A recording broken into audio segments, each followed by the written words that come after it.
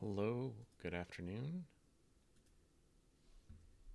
Hope you're having a wonderful Sunday. We're back. We're going to do some Rust today, just like we did last week. And hopefully it'll go well. I think we're going to encounter some interesting challenges. Hopefully we maybe take less than half of the time for finishing up the patch that we submitted last week. And then we'll get back to some Bevy. I I wanted to apologize to all of you. First of all, I recognize that not everyone can make it to the stream, so I try to put recordings up on YouTube. And somehow I didn't publish one of them. So I think it was the one from January 10th. That can't be right. Anyway, it was, I had uploaded it. It was like session 5 or something, and or maybe session 4, and it didn't get published. Session 4 of the Bevy game, um, and yeah, it's published now on YouTube. So if you missed the stream, go watch it if that interests you. But I was just flipping through to see what was going on my YouTube channel, and saw that I had never published that one. So it's available now. And apologies to all of you who were looking for it and couldn't find it. Hi, Isaac. Welcome to the stream.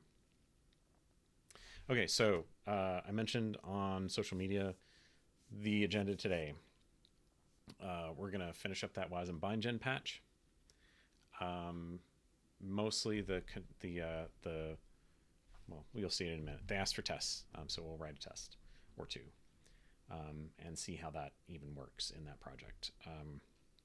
And then we'll get back to Bevy. I haven't really decided what we're going to do on Bevy yet, but maybe we can look back at our to-do list and see if there's something that we can do on there. And yeah, so let me get that up and we'll get started. If you are just arriving to the stream, say hi. I'd love to hear from you. There it is. Put my org mode file in the wrong place. Recipe for not being able to find it. Okay.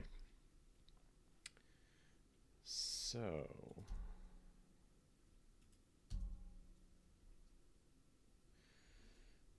all right, let's have a look at our wasm-bindgen patch and see where we were. So last time we submitted this PR almost exactly a week ago. And what did we change? So what we did is we took, this is in generating the code for the attribute macro. We took the attributes that are on the source function and we filtered them just down to the config or the config adder attributes. So this is basically only applying conditional compilation attribute macros to the generated functions. And then we stuffed that into the quote where they were before unfiltered. And then we attach them to the descriptor, which gets generated separately. So that's where we were. Looking at the conversation on this PR, the person who recommended this direction originally came back. They said, so by default, we have to pass through all attributes because anything else is a breaking change. We knew this was going to be a breaking change. What we can do is to only pass config and convatter by default for the functions generated by wasm-bindgen, which is what we did. This is theoretically still a breaking change, but I think proc macros that generate configs are pretty rare. So, which are the only ones we really need to support here. I believe these changes should suffice to solve 3315, which is the issue we were looking at. Adding an attribute to allow passing down more specific user specified attributes is not necessary until requested. So he or she is trying to keep the scope of this small. They say, I'm not entirely sure, but I think you have already achieved what I outlined above with this PR. It'd be great if we could add a test. So that's the main feedback they were giving. And then they were asking for approval from another maintainer. Um, and I replied back that wasn't clear where to add tests. It's not a compilation error warning. Since all those UI tests are about, I think we looked at those briefly last week. They're just about what errors are emitted when compiling um, these this module. So he said, I would have imagined them be added via compilation errors as UI tests. Use config attributes and check if methods are still accessible. Saturday could be used to test foreign attributes. Right. So, of course, ideally we would have proper proc macro tests. I feel like I'm happy to accept UI tests instead of nothing. The challenge I think here is that config attributes don't generally generate compilation warnings.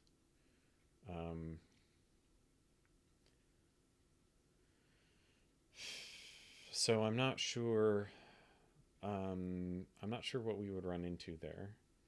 Yeah. Okay. And so they say, after further thinking, I believe you are right. This doesn't make sense in UI testing. Saturday doesn't have any method-related attributes. I believe the non-UI testing and test wasm file.rs. Okay. So I don't look at where that is in the project. So let's flip over to Z and have a look. So tests wasm. Okay. So let's look at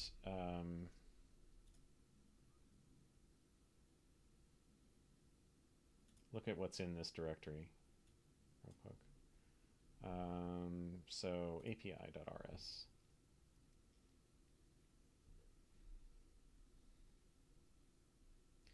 Okay, so they're saying wasm-bindgen test. So this is like running a headless browser, right? And then API dot. Okay, so they've got a combination of Rust and JavaScript here. And I think that what we would want to do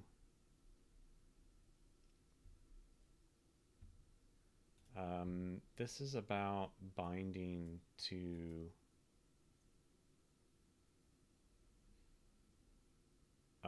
external functions. So I guess what we could do is say, yeah, like in this case, there are these functions that are included in this file that they want to be able to call. Right. So, okay.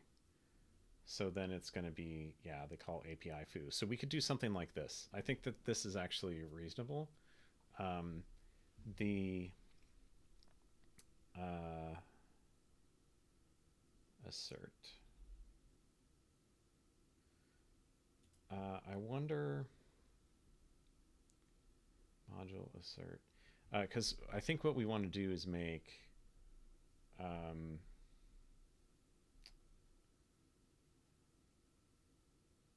we want to make a JavaScript file like this and use assertions from the JavaScript side to say like a particular thing was emitted and something else wasn't. So, yep. And we would expect that if the generation step for the bindings fails, then it won't generate this file, and so it can't run it. All right, let's look at main.rs, see what's in here. Okay, so we'll need to make a module.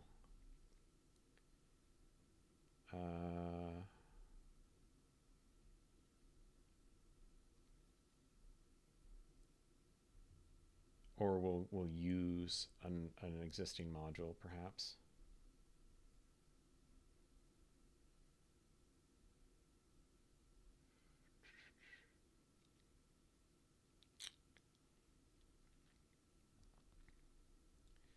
Okay.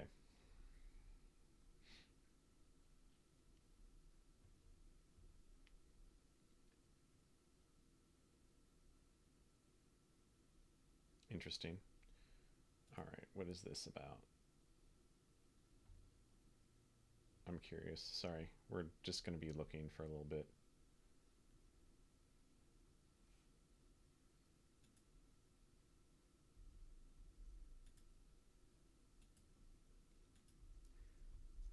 Okay. So let's make a new file here. Um,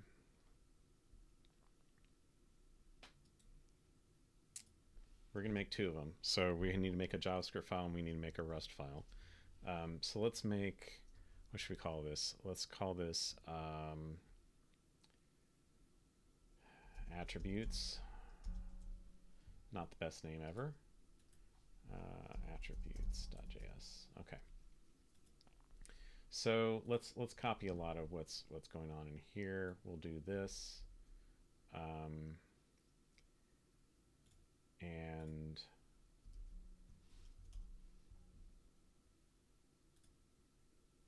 okay. And then we'll need to do something like this. So this is binding. It works. Let's just make an it works function.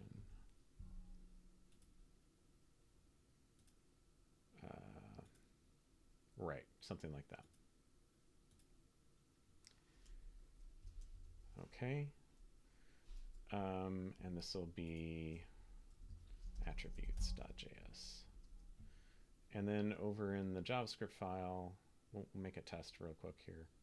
Actually, let's do wasm-bindgen test. And what did they do in here? They just called works. We'll just do like this. We'll copy that, modify. Let's rename that to JSWorks. Okay. And then we'll get this here. And we're going to need to come up with what the thing is that we're exporting. So we want to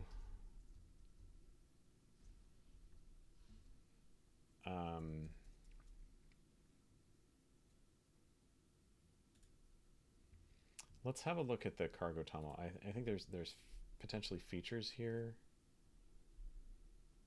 Yeah.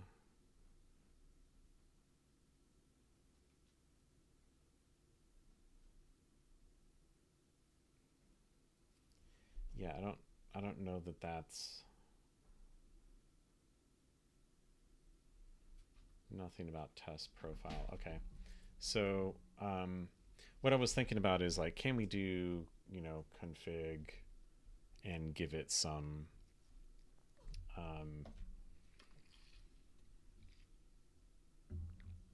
something that will be never true, and so it won't be exported. So let's make a function here, and let's call it valid export, and that's going to return a bool true. And then let's make invalid export false. And what we can do here is do something like config. Sorry, these are done outside in. Config not target arch wasm32.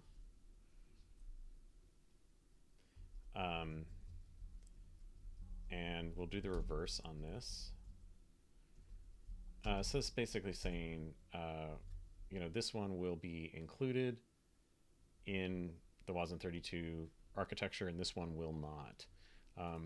So we should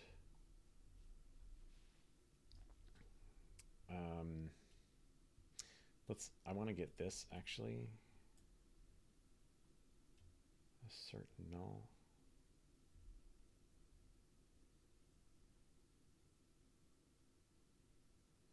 And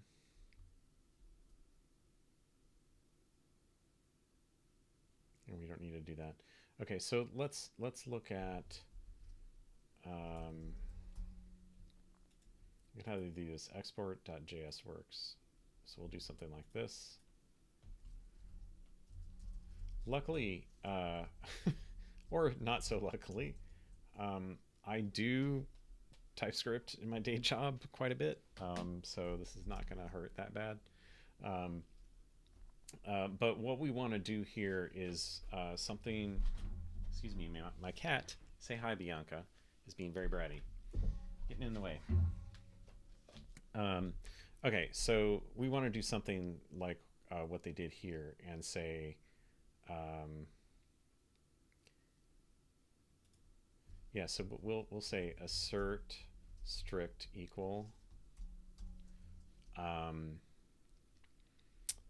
and we want to call it wasm dot valid export, right? And that should return true. And what we're going to do here, invalid export, and that's going to be undefined because it's not exported. So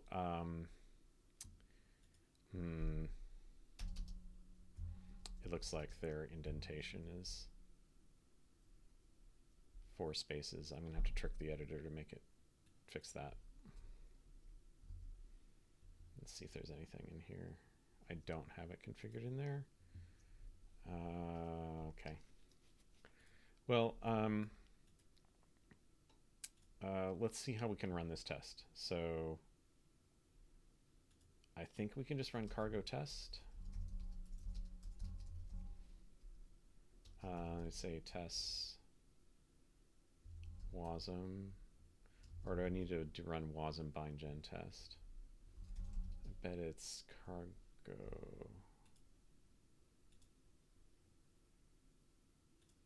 test. There's a bin in here, right?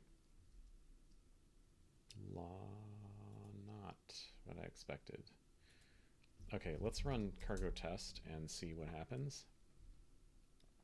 Okay. And the main thing I want to do here is see if it ran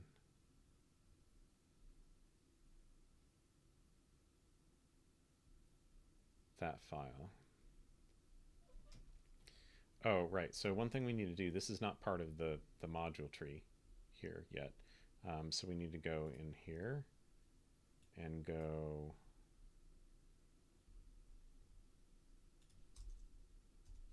pub mod attributes. And then we might be able to see if it runs. But what I guess I'm not seeing is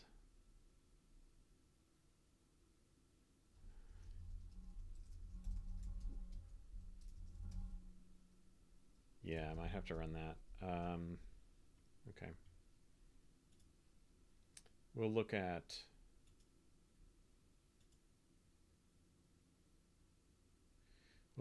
the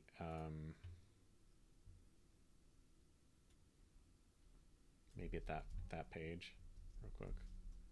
See if there's something about running tests. No. Okay. Let's try this again. It wasn't included in the test, so I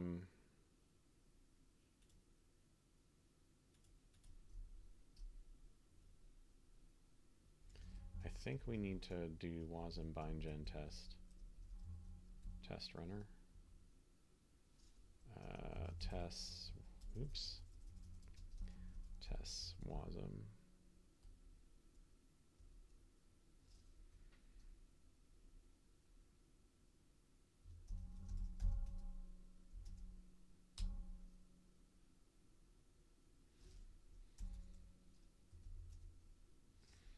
Yeah, that's not right.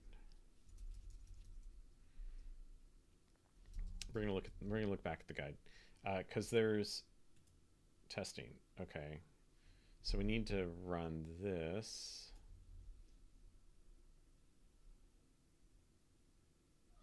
That makes sense. Okay. Now it's going to compile.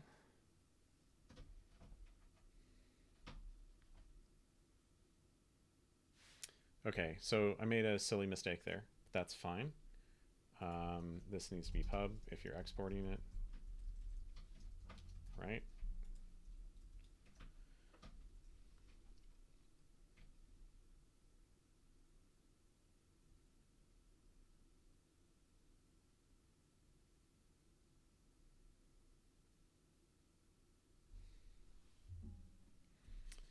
Oh my. I should have told it Chrome for the WebDriver. Okay. Yeah, I'm aware.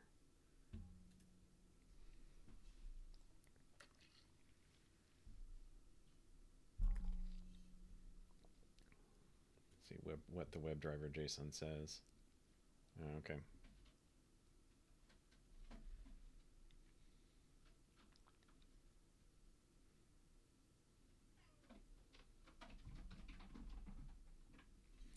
All right, let's kill this. I think what we can do is give it test wasm attributes. Maybe even test wasm attributes like so.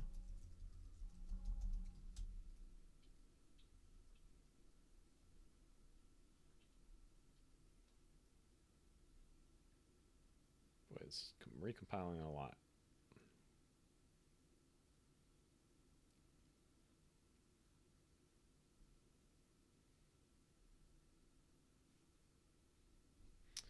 Okay.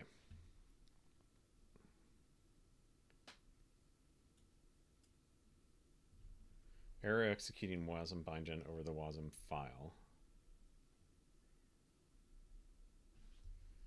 Yeah.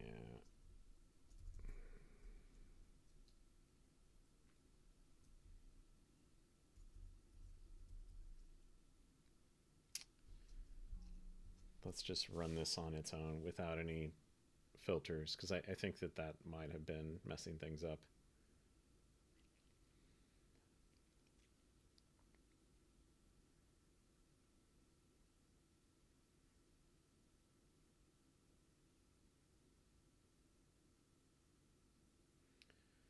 Okay.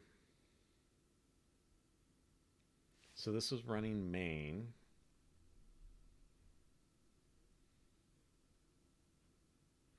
Okay, so it's saying not found.js cannot be embedded.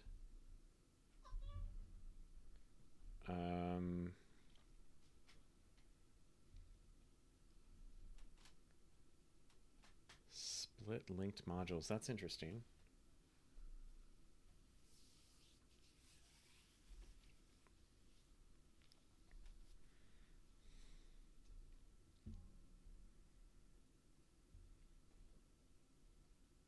Okay. You know, I think what might be useful is, let's do this. We'll make a commit, and then what I want to do is check out the latest primary branch and see what happens when you run the tests on the primary branch. Because if it's an issue of, you know, it's just not working in general, then and it's not my code, it'd be nice to eliminate that as a problem. Okay, so add.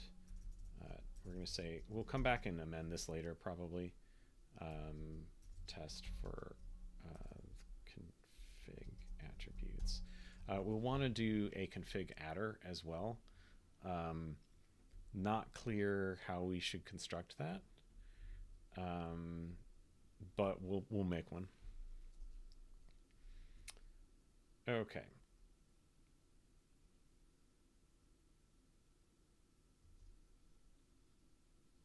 Okay, so let's upstream.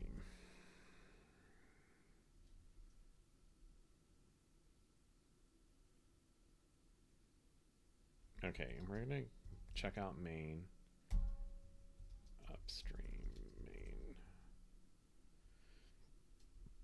And then let's run the test again, like the entire test suite. And see, maybe there's just something there that like is broken on my machine for this test suite. So we'll find out.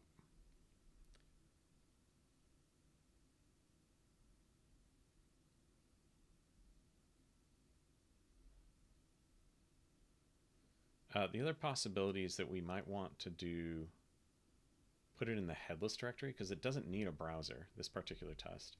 I don't, yeah, it's like failing on something that we didn't do. Let's look at that directory, the headless directory, and see what sort of tests they have in here.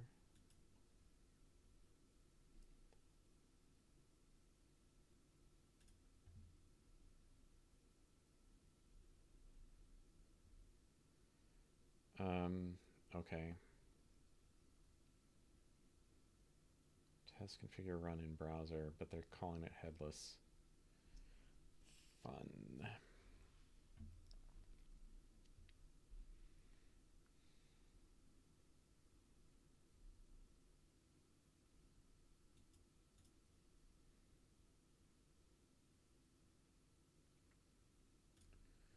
Okay. Yeah, I don't know that that tells us anything that we want here. What's not clear to me, let's see, which one was this running? I have no idea what this is, what that was built from. But it says it's built from test wasm main.rs. So this is like the same thing that we were working with. Executing wasm-bindgen over the file. So it's like it couldn't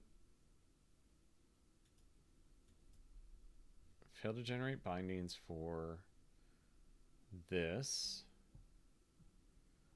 It needs to be invoked with split linked modules because notfound.js cannot be embedded.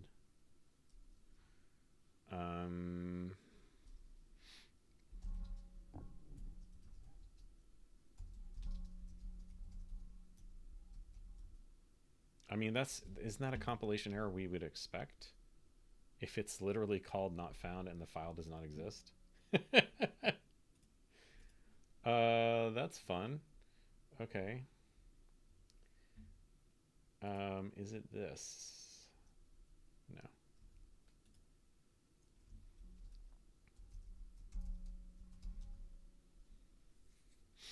Okay, so this is here.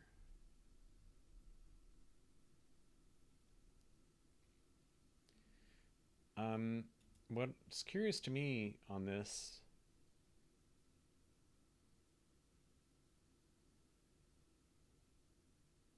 is why this doesn't have a should panic on it. I don't know if that's an option on wasm-bindgen tests, but it should be. Okay.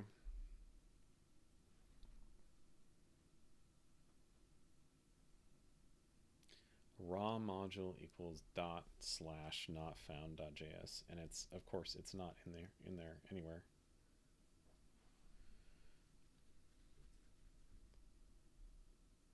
So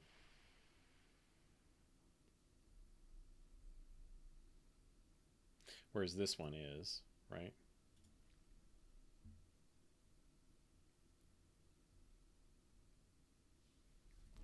I think we should have a look at the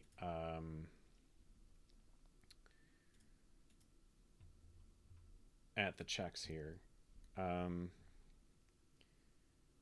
See how they run tests. Let's see.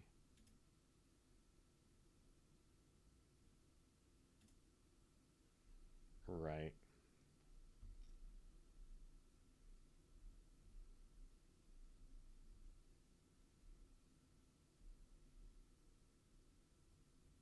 there's that, and it doesn't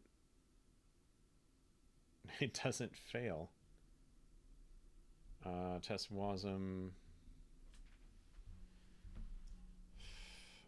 Maybe I just need to do a cargo clean in here, and then we'll run the tests again. Wow, 4 gigs. Okay. This might take a while.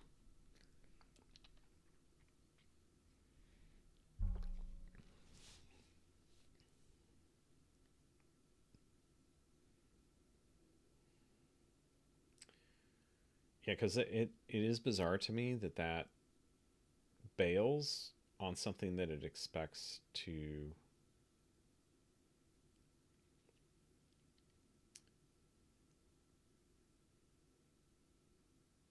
be able to run.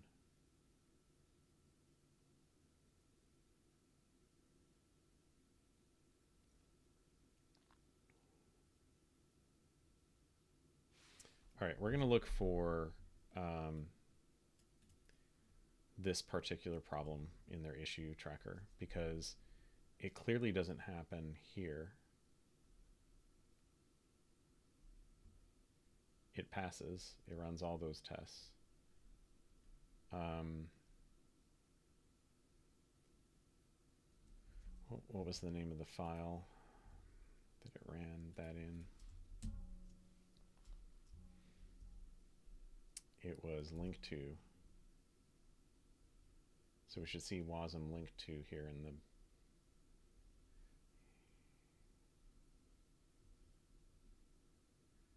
link to. Yeah, so it passes on there. Makes me wonder if it's a Mac versus Linux thing. Or if it's a, my version of Firefox thing. Very possible. I haven't run Firefox in forever. Maybe I just need to upgrade it. We'll see. The thing is, though, that it was running wasm-bindgen on the output of um, the compilation, and it's like I don't know where that is. Wow, will Firefox even start? So I haven't used Firefox in forever. We'll just get the latest one because I think that, yeah, it's not even starting. And we will install Firefox. Come on. There we go. Replace.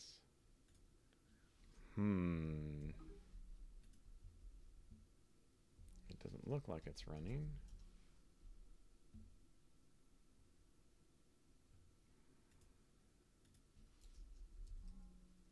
It is running.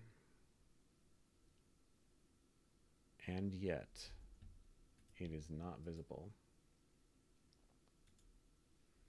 Force quit that process, please. Okay. Now we'll launch the new one, and there it works. Okay. Wow, I haven't used this in forever. Okay. So I've got the latest Firefox now. We can quit. Let's see if that helps with that issue at all.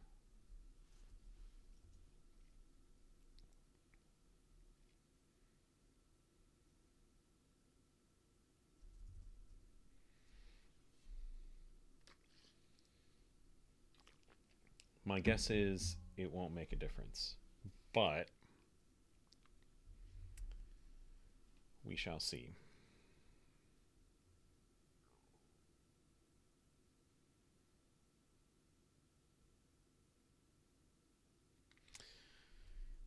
Okay.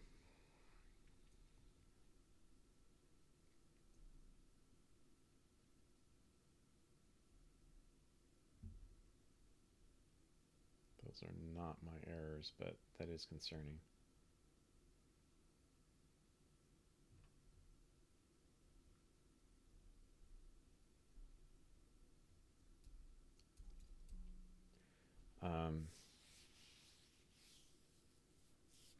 Yeah, I'm not sure about how to configure that WebDriver JSON because I would much prefer it run in Chrome locally because I use Arc, which is a Chrome derivative, but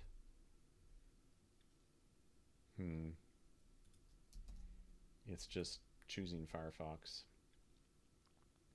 I mean, they're running on CI, so like I guess it makes sense for that to be the thing that we should run here locally, but oy vey, that's worse than before. Maybe have it open. Don't show this message again. Okay, we don't. Let's just minimize that.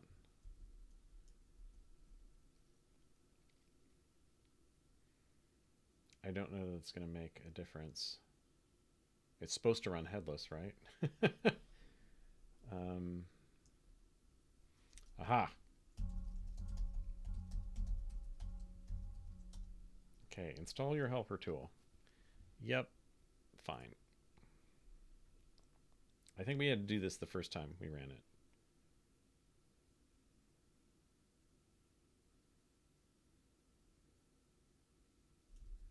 Yeah, let's try it one more. Once more with feeling.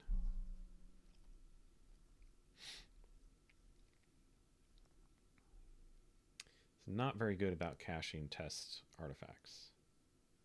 Okay.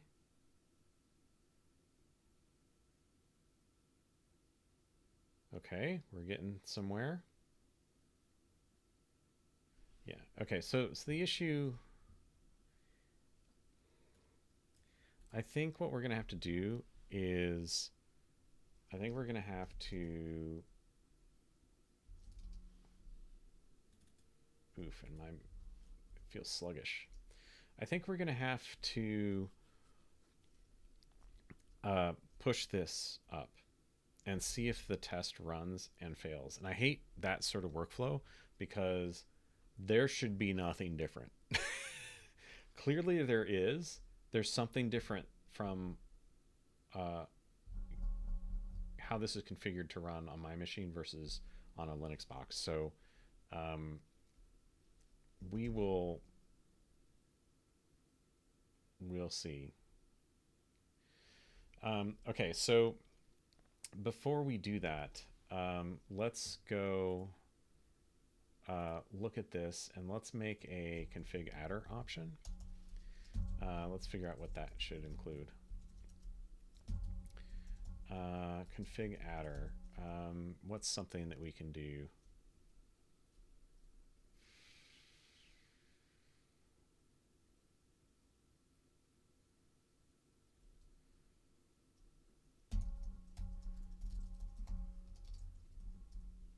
So we can do that as the condition and say no mangle. I don't know, I'm trying to think of something that's safe. Invalid adder export. Right? Overwrite.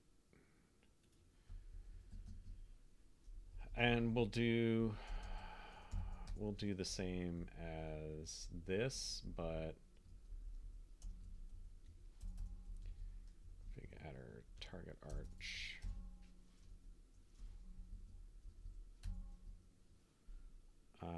And we'll call this valid adder export and return true. Okay, and then we need to go into this file and we'll just copy these. Valid adder export. There's a bell-like resonance when I type. Okay. That is odd. It is sort of high pitched. Maybe it's vibration.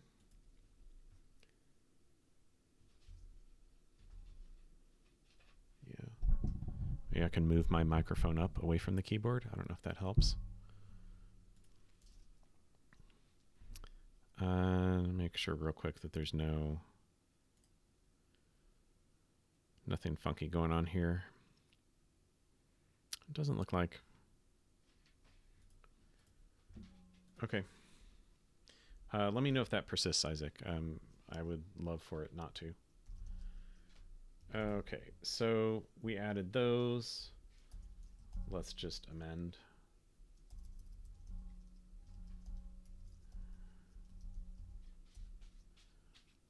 Water bottle rocking on the table or something. I mean, it could be my cat sitting right here playing with the papers on my desk.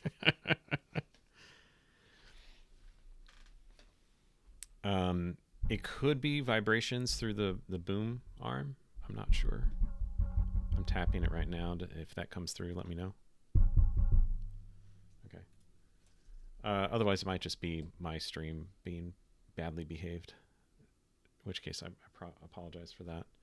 My very first stream this summer, which did not get recorded because I didn't know what I was doing with OBS. Still kind of don't know.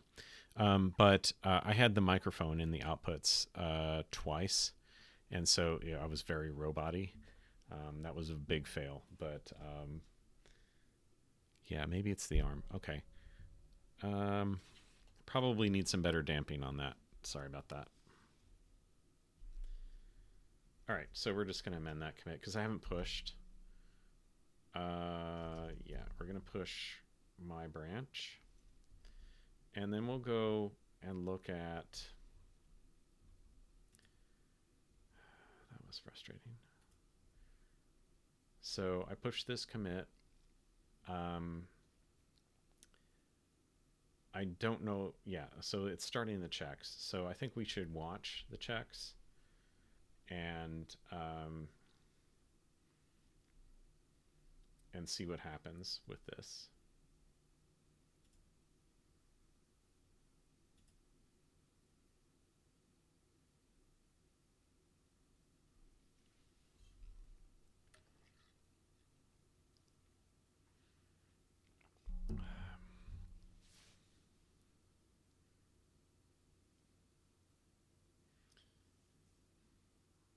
Unfortunately, in the last week at work, I've spent way too much time pushing code to a pull request to see if it works. It's such a frustrating workflow, and if you can get away from doing that, I highly recommend it because CI is going to be slower than anything you can do locally. So,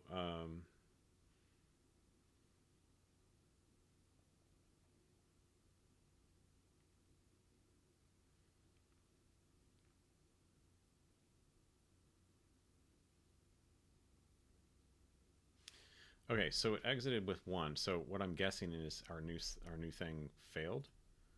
Our new tests failed, which is good feedback, but it would be nice if it would run the actual thing. Yeah, I hate testing Jenkins files too. I have not used Jenkins in years, and okay, so let's look. Wasm, where's my attributes module that I added?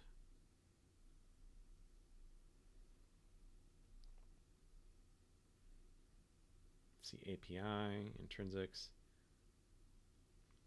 Okay. Expect, so actual was anonymous function, expected undefined. So what I would like to do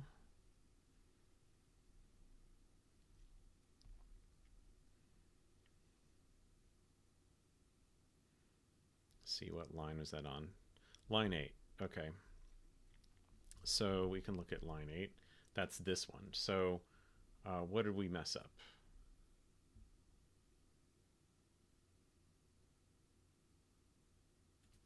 Oh, well, the thing that we did wrong here was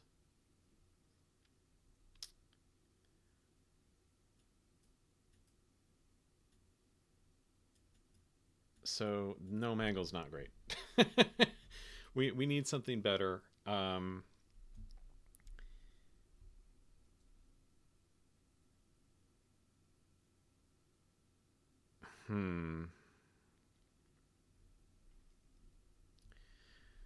This raises another issue for me, which is,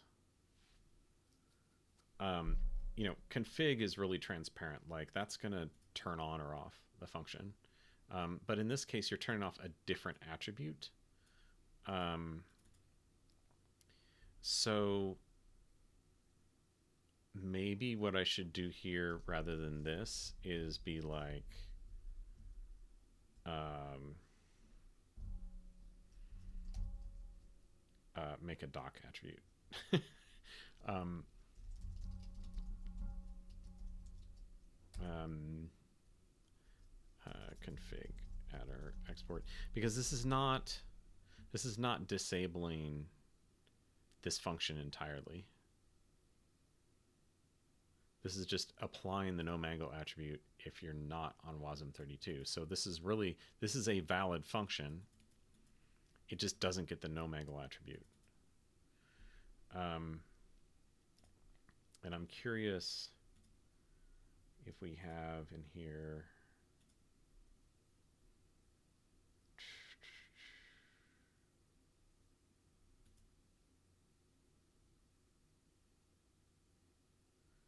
yeah, we should be getting a test target underneath debug, or underneath this, probably. Nope. Okay. I wonder if there's any other target directories down in here. Probably not.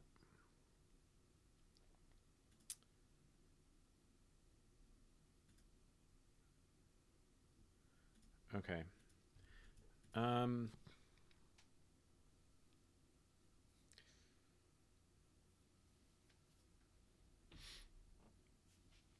Let's look at what's some reasonable attribute macro that we could add. Let's see macros.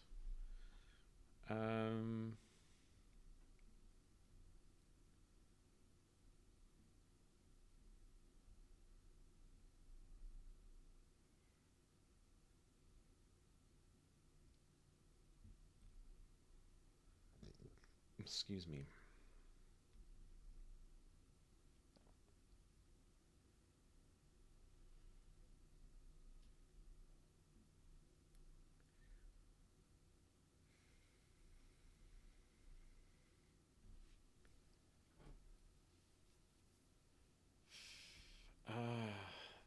None of those are going to work because they aren't attributes.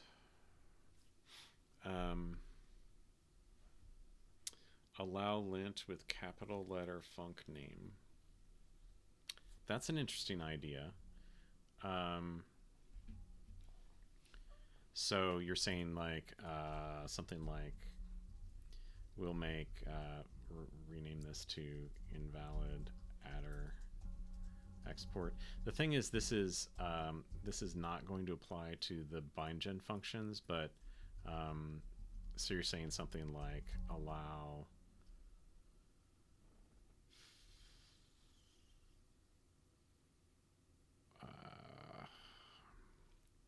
capital letter. I forget what the name of the lint here. Let's just do it like this. Allow, and it's not helping me. Come on. Let's look at what the lints are. Allow.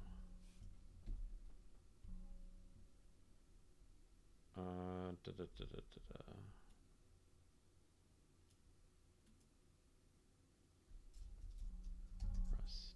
Allow.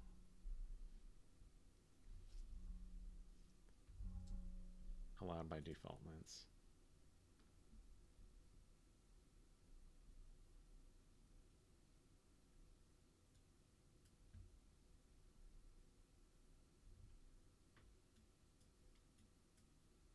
Where's this? Lint listing. Allowed by default lints. Okay. Warn by default.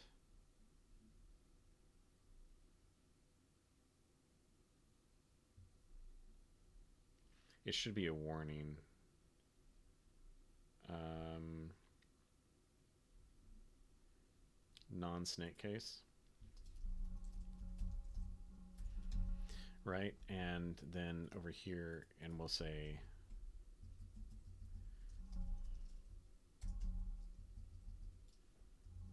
let's just call it because it's fine to crash. Um, yeah, so I think this is what you were meaning there, Isaac. It's a good idea. And we could put this here, and this is not going to affect the bindgen functions at all, because I think they already apply this allow non-snake case, um, but we'll see. Da, da, da, Again, we're not going to be able to run this target was in the 32 unknown.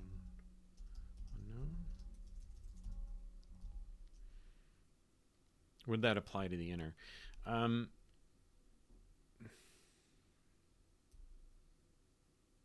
Is it a good test? That's a good question. Like, because we aren't really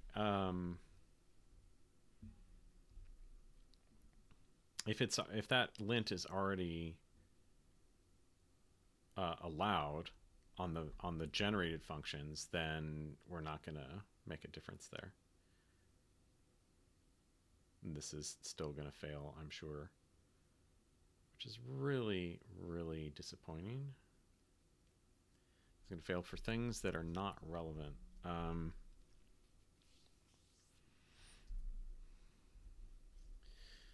So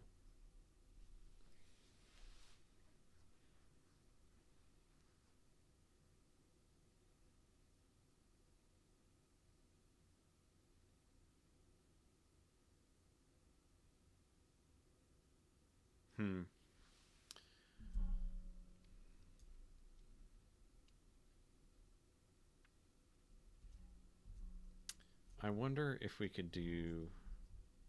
No, it's not going to matter because it's about building it. I was going to say it's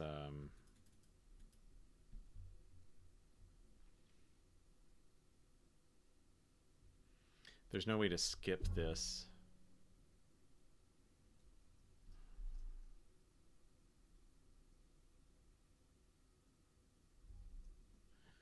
Okay. Let me give this some more thought. Let's just look at attribute macros. That's not what I meant. Attributes.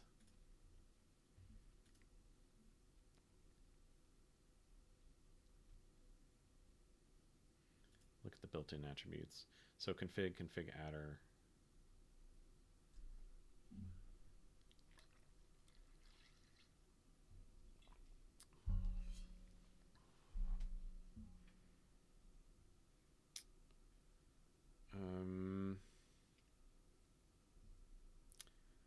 We could put deprecated on it.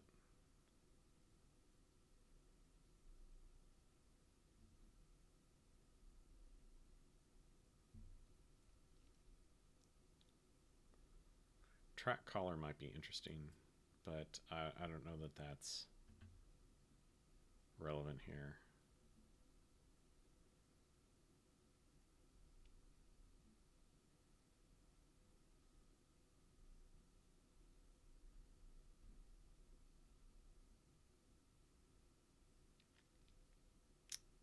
Yeah, I mean, we could apply features and then it wouldn't be emitted. Can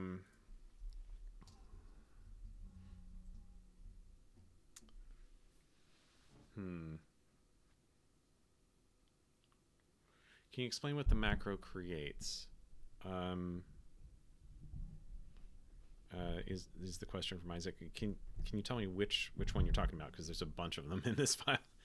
It wraps the annotated function, right? So like this wasm-bindgen macro will be called with the entire item below it, and then this will be called with the entire item below it. So, you know, this should generate a warning. It's not going to prevent this function from being emitted in the output, but it should generate a warning that um, actually this should not generate. Well, no, okay, so we're not. It's saying if it's not on this target, then allow non-snake case. But we are on this target, so non-snake case should produce a warning. Um, but I don't think we were getting a warning on that compilation anyway.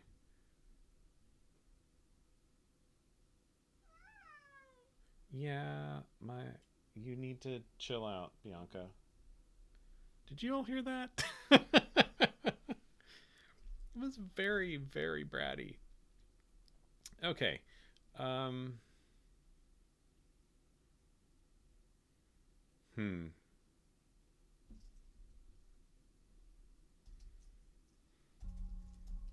We can just let's just do this. I think that there's hopefully that'll mean we can skip and just get down to the things that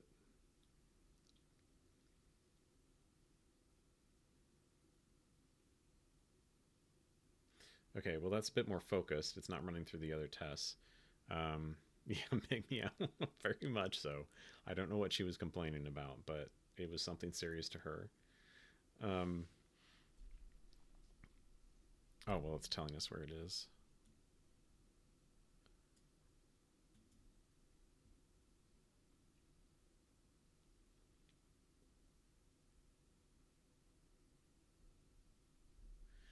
Yeah, it's interesting to me. This is the thing that's failing, and we just can't. I mean, I could, for the time being, without committing it.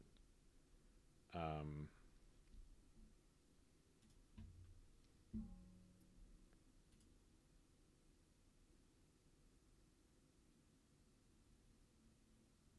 yeah, let's just comment out this test because then we can maybe run it locally. And I just won't commit that file since it seems to work on CI. So I would really love to get some good local feedback.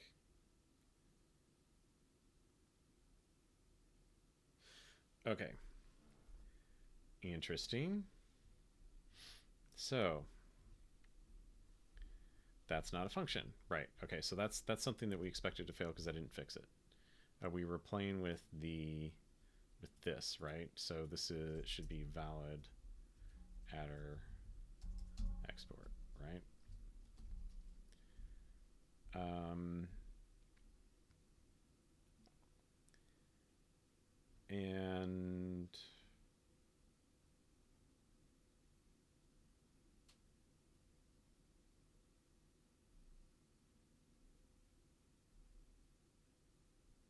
I'm tempted to comment out that entire link to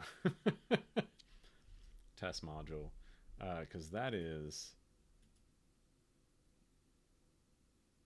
yeah.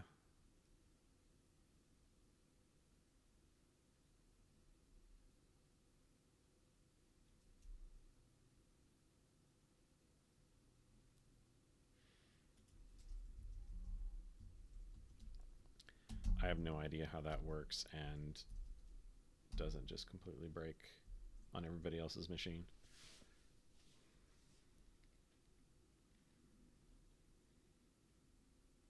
There's probably something funky about my setup too. But just want to get the actual. Oh well, this whole freaking module. Wow. It's just.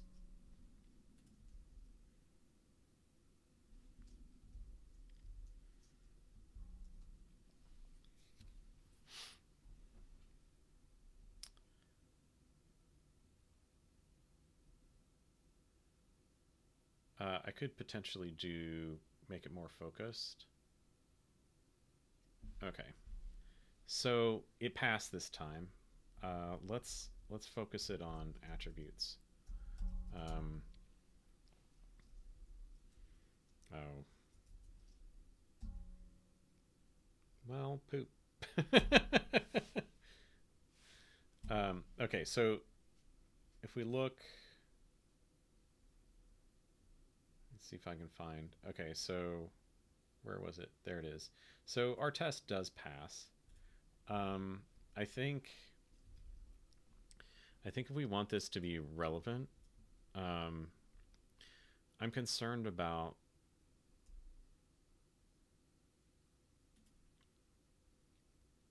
I think the easy way is, and it's dumb. um,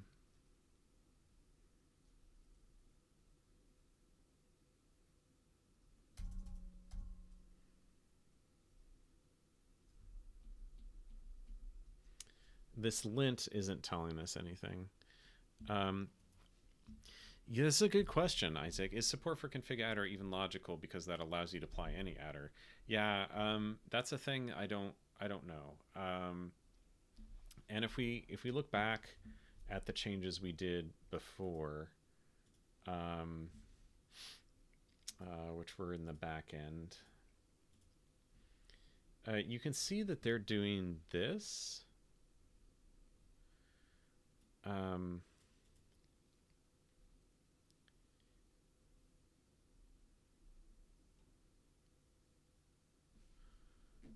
yeah, defeat. You could defeat the filter for sure. You could apply something that doesn't help. Uh, I think it's just a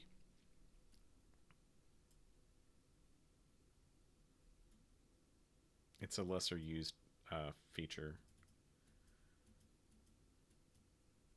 than completely removing it. Um, hmm.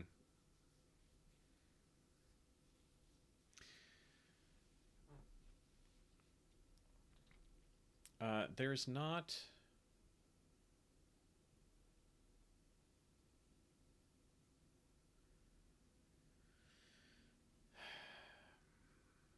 I don't know that there's a way for us to do this the way I want. Um, because what we would love to see is um,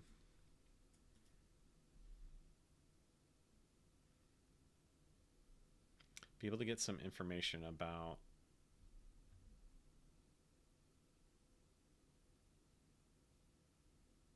this applied somehow to the bindgen output. And I don't know where they're putting that when they run the tests. Um,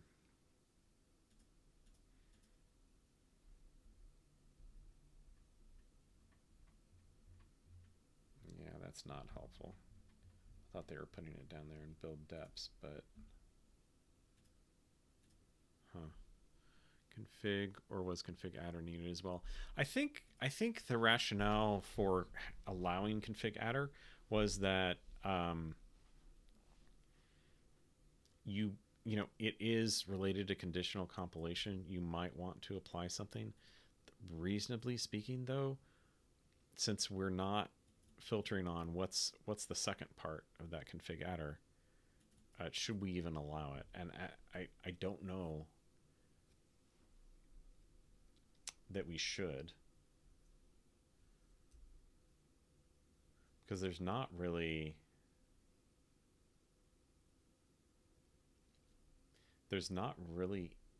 anything I can think of that you would want to also apply to the generated functions that isn't a straight config. Um, I mean, we could do something like feature, and then so like config adder, config feature. I still don't know that that's like relevant. So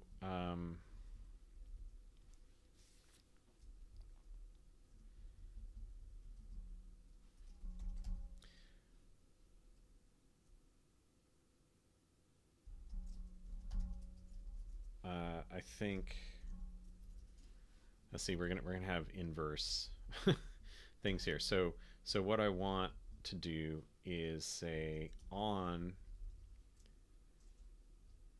architectures that are not wasm-32, put config feature is missing feature. And then here, this will get us the, oh, this whole thing isn't emitted. Right?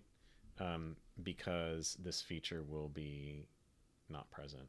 This is a dumb way. Don't do this. But this will demonstrate, or if it compiles,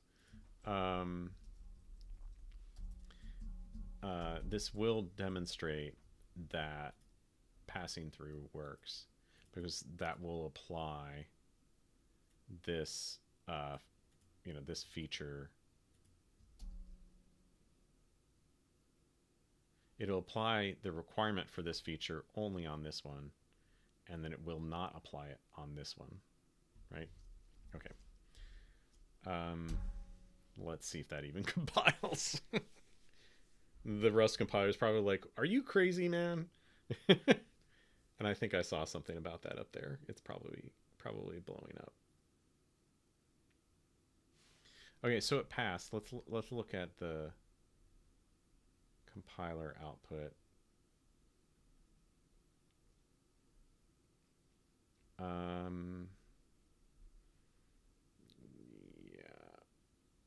Yeah. Okay, so that's complaining about snake case.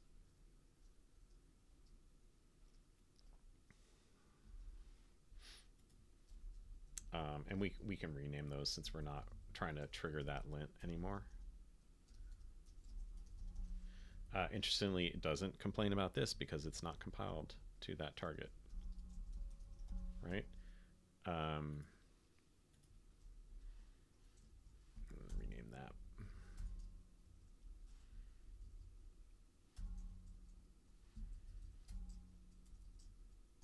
Okay.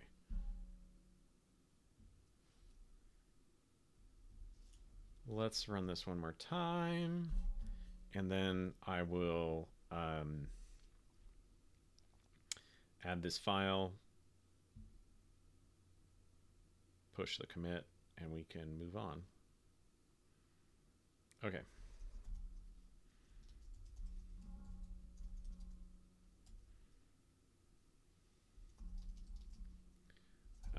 Fix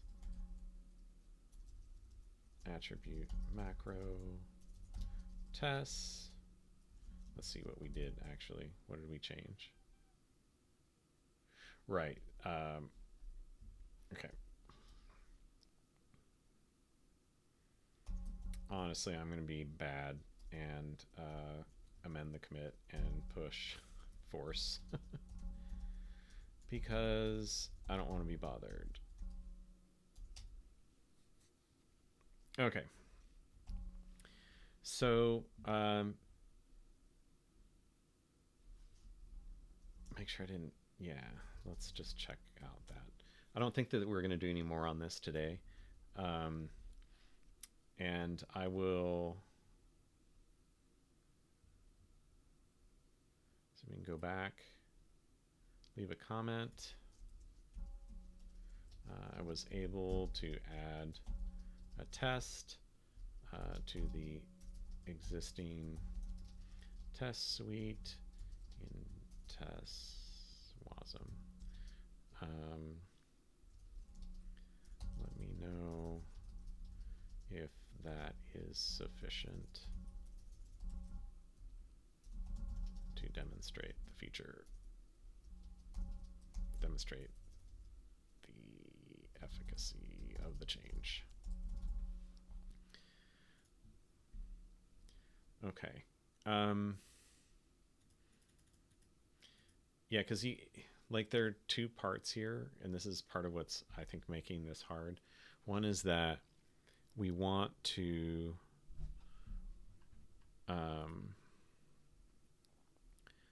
make sure that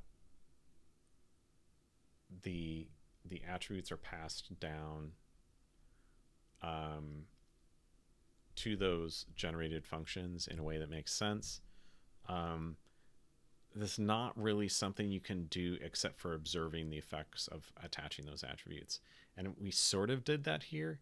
Um, I would love to have a maybe if we add some more, what I would love to see is a way to attach an attribute macro that would change the contents of that generated function in a bad way and have it be removed. So, in the meantime, let's make sure that our tests pass now. I think it was this one. Yep. Okay, so, we're not playing with the features, but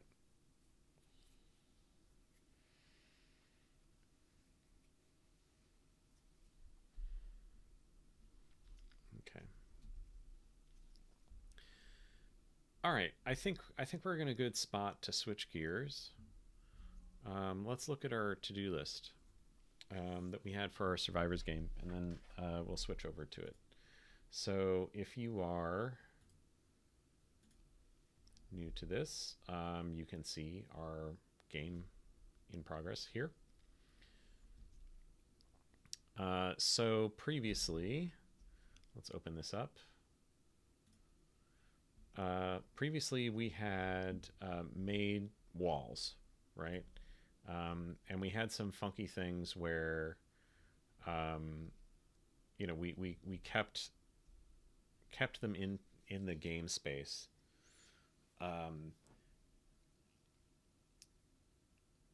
And what I was thinking we should do to simplify this is not to simplify it. Here, let's run it, and I'll show the behavior, and then we can talk about what's going wrong there. Okay, so we've got our guy, and we're gonna run. Let's run to the upper wall this time. And that was funky. It spawned. Okay, so here's the upper wall. Now, if we run this into the upper wall, look at how he like goes crazy all over the place. And that's because I think he's hitting more than one at a time, and so it's put our logic made him get pushed back in a way that was not good. So I think what we want to do is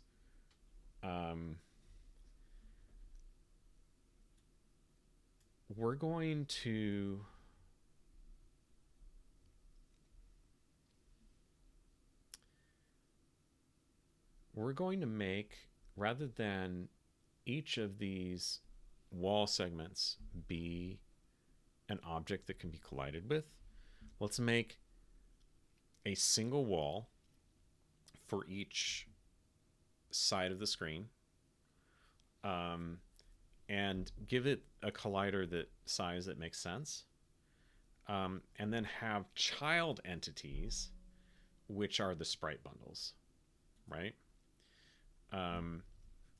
So we're going to have to look at the APIs for that to see how to do that.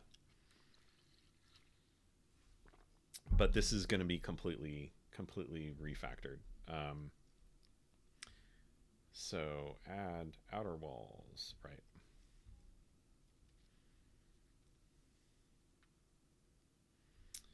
Okay.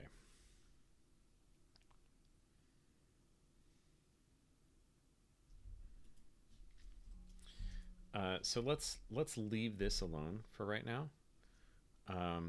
And I want to pull up the Bevy docs real quick. And let's look at commands.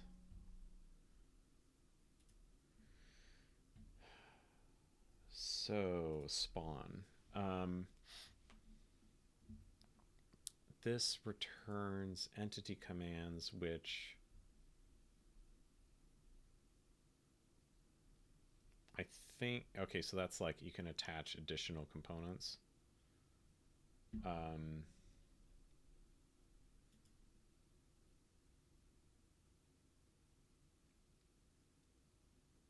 Okay, that's not what I wanted. Um, okay, so build children. So we could say with children. And inside this is where we could spawn um, each of the tiles inside the wall. So each wall will be its own entity, and then the tiles comprising it will be child entities of that. So when we despawn the wall, we despawn all of the tiles, but the tiles aren't the things colliding with the player. I think that will fix this particular problem. And it's probably how we should have done it to begin with. Yeah, so we'll do with children, and it'll take a function which will be a child builder.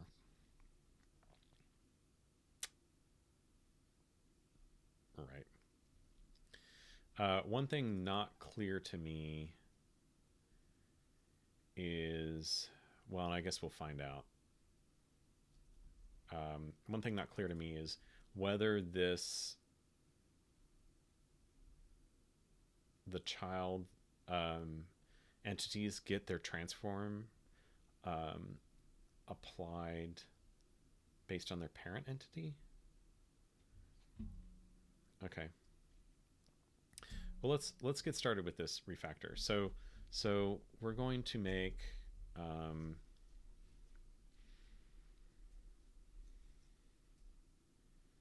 let's just do the top wall for now, and then we'll do something similar.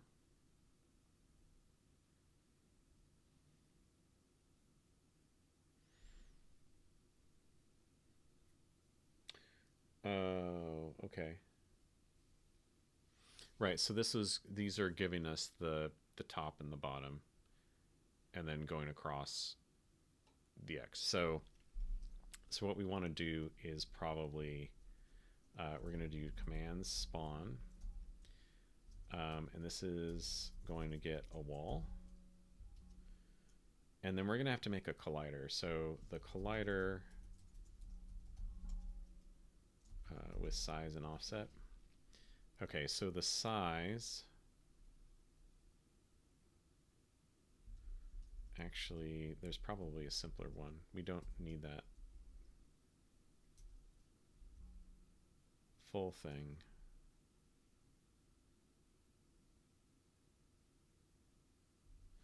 All right. Regardless, the size is going to be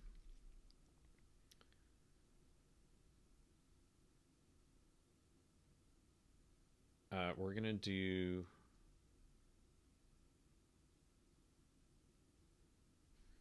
this is the half extent.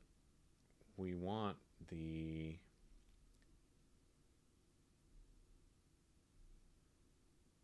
so the size is going to be map. Yeah.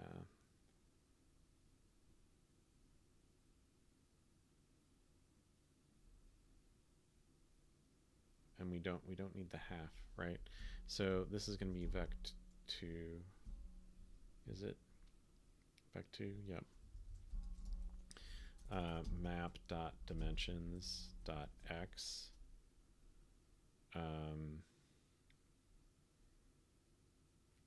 It's going to be that wide, right?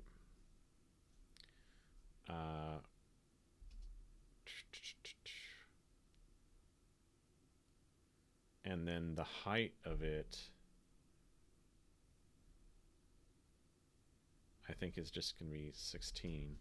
And this needs to be F32. And the offset be vec2 0. We don't care about computing the offset from it right now. I think this had to do with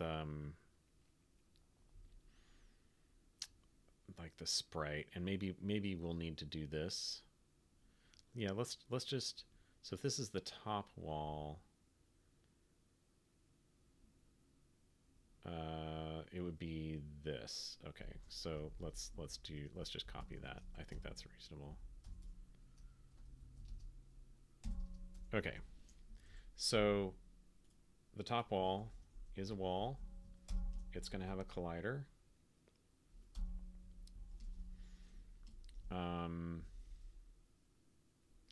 and then we need to give it a transform. And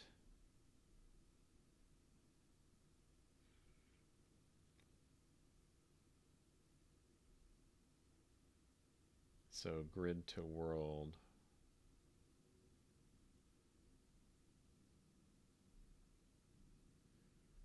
Yep, okay. So we'll give it a transform from translation, and that is going to be grid to world.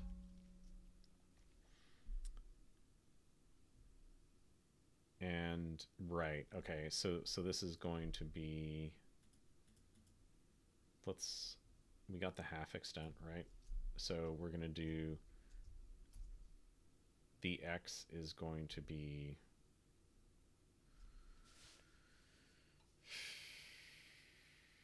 I guess, 0, and the y is going to be half.y. Except this needs to be an IVEC2 new 0. Okay, so except that needs to be inside. There we go.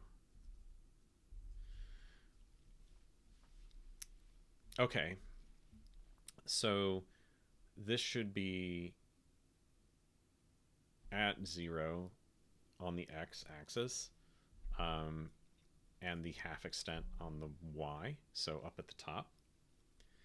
That should be its center, and then its collider should be the width of the map, right? And 16 tall, with the same offset as it was going to be for here. Okay, and then we can do with children, and this takes children. Okay, and then we'll do this looping stuff. So we'll get the sprite bundle in here, and we'll say for x in negative half dot x dot dot equals half dot x, and the y will always be half dot y in this case. One interesting thing here is we may be able to break this out so that we can reduce the duplication, but not really. I'm not really that concerned about it right now. We'll figure that out later after we get this new way working. Okay, so we're going to, it's not going to be a wall.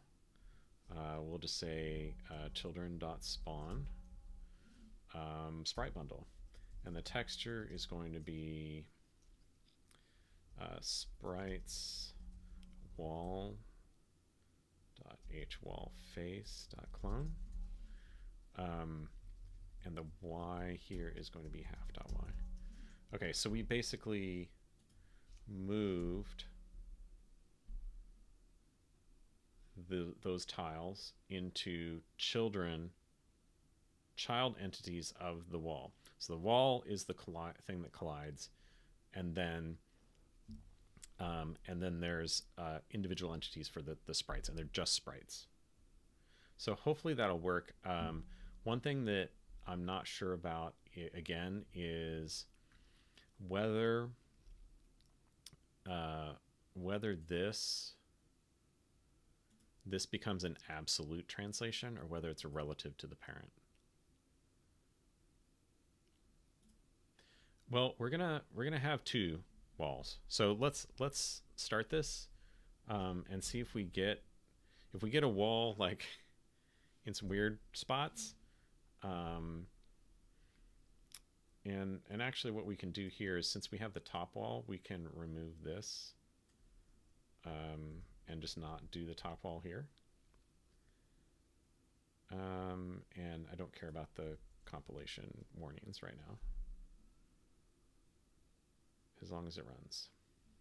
Okay, so we're getting a wall tile right there in the middle. And I think that if we go up, okay, so that's the edge of the map. And we went beyond the edge of the map. Okay, so that did not work.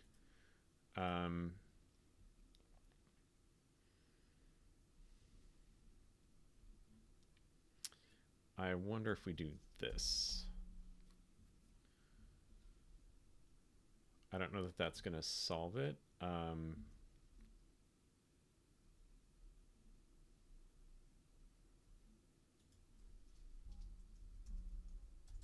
going to put this back. False. So that it doesn't complain.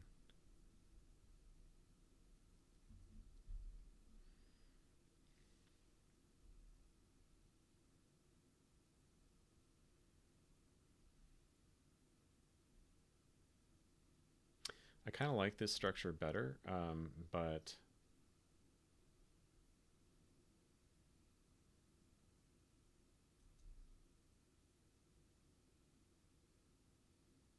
adds a parent component. Let's,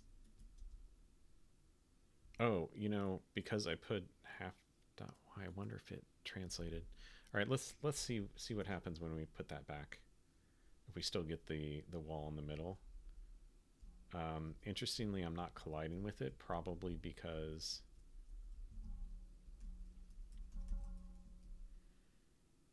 that's not where it thinks the entity is. Okay.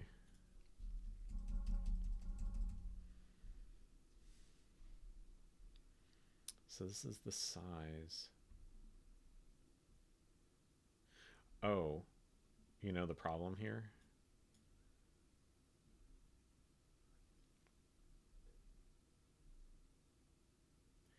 I think what I need to do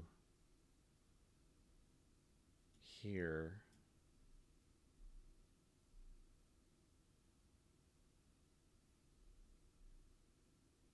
I'm going to do grid to world on the dimensions. It's weird. It's not designed to do that. And then I'm just going to get the X out of it. I think that might be part of it. So we should get, you know, the dimension, like the width of the screen, or the width of the map, times 16, which will give it in pixels. And then we'll just throw out everything but the X. I don't think that that's particularly the problem. We are getting the child things in the wrong spot. So I probably need to look at, we could start by using a different texture, for example. So let's see here. Wall sprites. Just for argument's sake, we could give it one of the weird ones. Yeah, let's do that. H wall face, H wall top left. So it's going to look funky, but we'll be able to see which one's which. Right. So these are our children.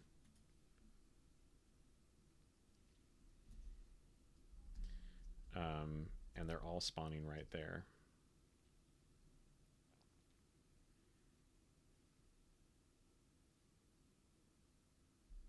And that's our original wall. So I think I'm going to remove the transform and see what happens, because I want to see if the transform on the parent has any effect on that.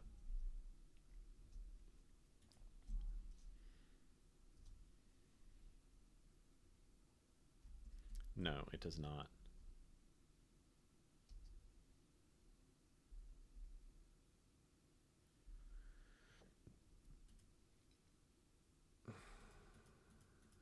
All right, let's put that back. And I think then we need to do half dot y. And let's see what's the an entity with global transform parent has a parent without global transform. Okay, so that may be the issue. We probably need to do um, look at one of the bundles and you use one of the bundles that the prelude has.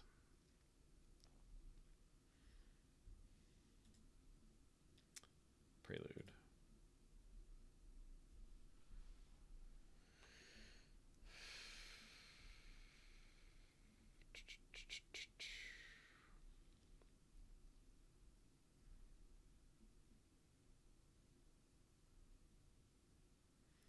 Not a node bundle.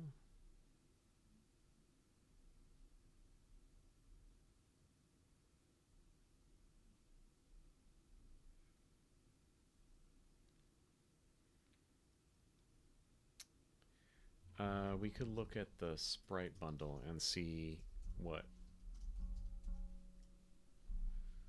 um,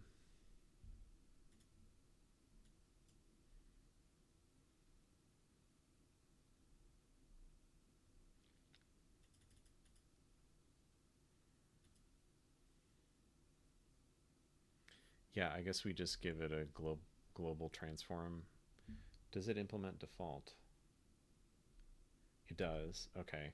So I think, yeah, the solution here is give it a global transform default.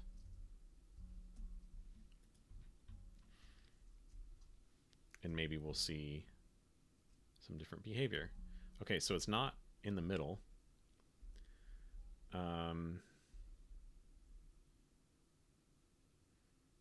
we get up here and we probably won't see it. So let's remove, as we did before, let's remove the top wall. And see if we get our funky wall up at the top. If we do not, yeah, we're not seeing, at least we're not seeing the sprites. Let's see what happens when we run into it. Oh, that's interesting. So we're getting different behavior now. And it put me over on the other side. Okay. That was fun. That was a little crazy. Okay, so here I think probably what happened was it pushed it even farther up. So let's try it with that. And at least go up here and see if we're getting the wall pieces as we had hoped.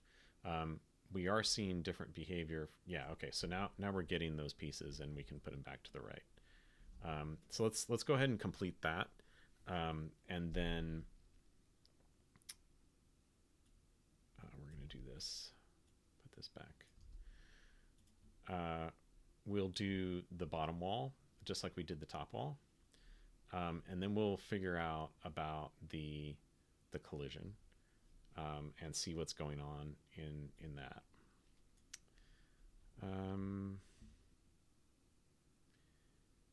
Inherited visibility. Yikes. Okay, so we need to look at the sprite bundle again. And probably get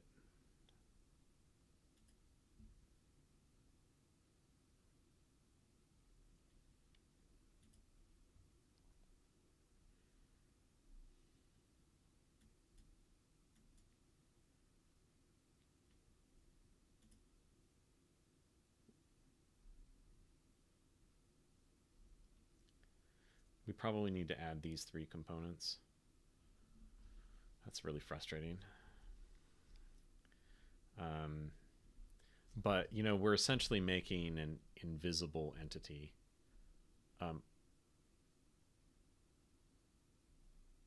And, like, it has no visual representation, but it exists in the game world, so we need to get these three things. So let's just do visibility. Oh, visibility bundle. Default. Is it that simple? Let's find out. Okay, well, it's not complaining about that thing anymore.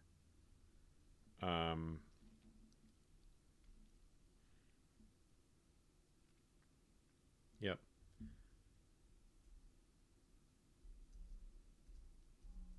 Interesting.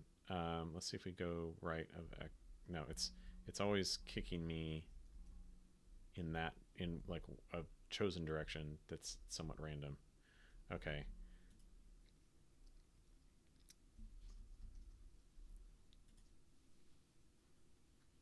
Let's make our own bundle, and I think we'll do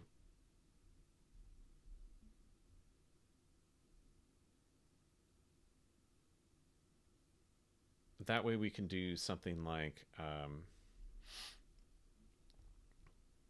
implement default on it. And that'll make the rest of this a lot easier. So we're gonna derive bundle, debug, struct wall bundle, and then we can do like wall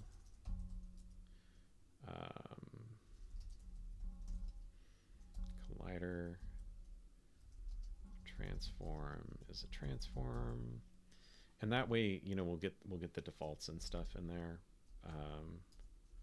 Global transform. We can tighten that up a little bit. Visibility bundle, and default. Can we just derive it?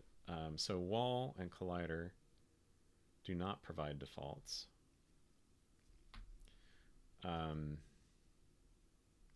And we can easily derive default on wall. There's nothing to be done there. But collider, we probably need to implement.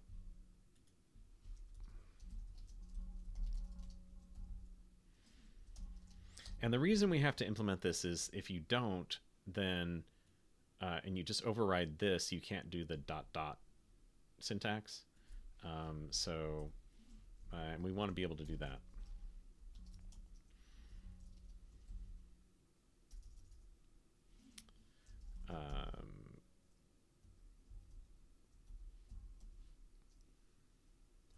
So we'll define a collider as a default, and it's not going to make any sense.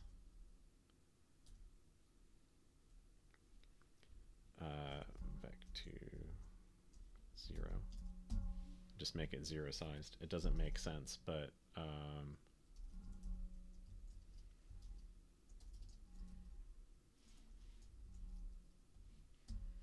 the other option, and actually at this point maybe that's just worth it, is to go here and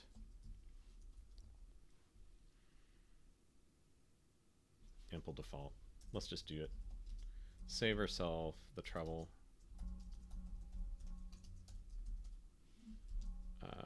Self new back to 0. And then we can go back to here and not bother with this. We can derive default. Okay. So now I can say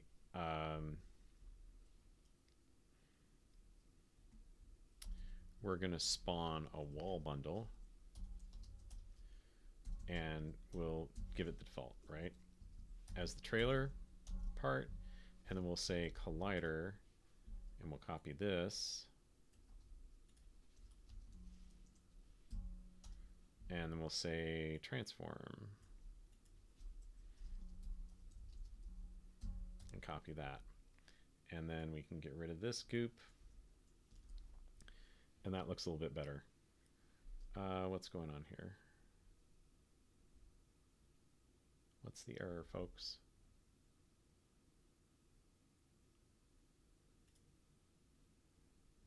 Oh, whoops, I need to go there. That's a problem. Back to 0. Okay.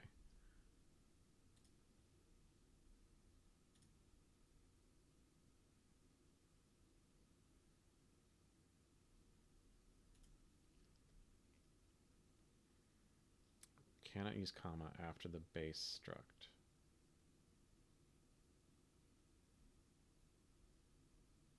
Oh.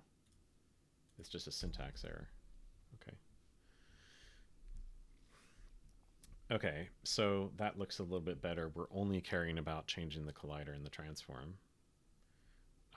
Let's do this. Repeat, rinse, repeat for the bottom wall. And on the bottom wall, it's also the same width. The height is 12. And then it has this offset. Yeah, it's -4. And then this is -half.y, right? Okay, and then we do the same for the children, except we're using h-wall top mid as the sprite. Okay, so let's delete the horizontal walls now and make sure that that worked. Okay. Yeah, we should be looking at this calculation. Probably, you note that it's like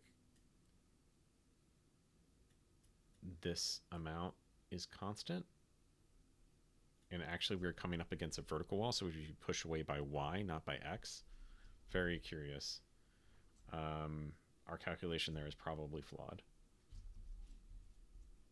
Oops.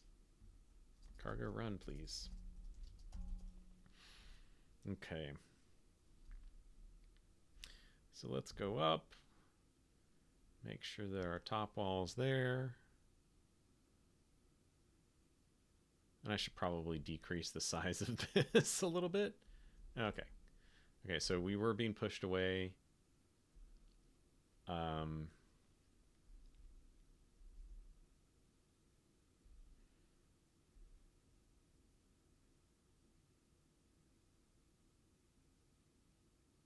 Killing lots of ghosts here. At some point, I have to implement a score for this game. Okay, so we're getting. I don't know that that was the correct one, but yeah, we're still getting pushed. But our wall is displaying correctly. Okay, so now let's do the same treatment with the left wall and the right wall. So what's different here? So left wall, we need to use this.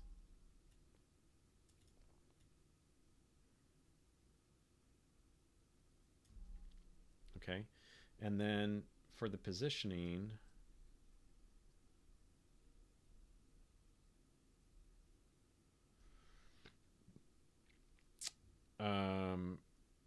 X is going to be,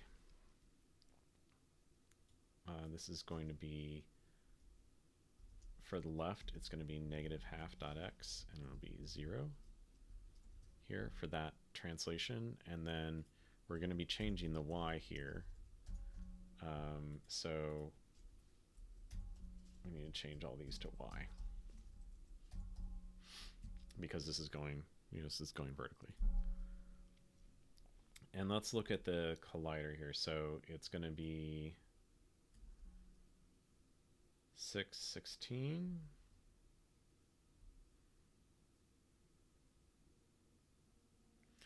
Oh, right.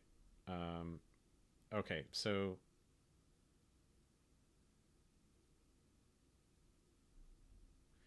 So this needs to be map dimensions y, right? And then this was 6, I believe. Right, so we picked 6 as the size. And then the offset for the left wall is -2, 0. -2, 0. Okay, and we need to relabel this as left wall.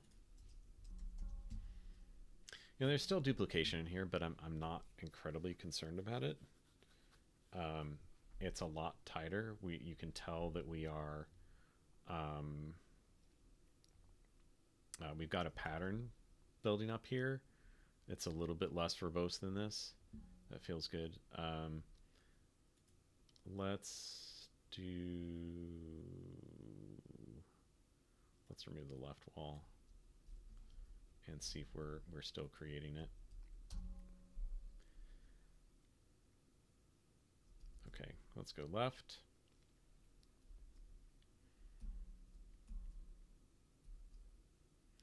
And I think that we'll need to look at that.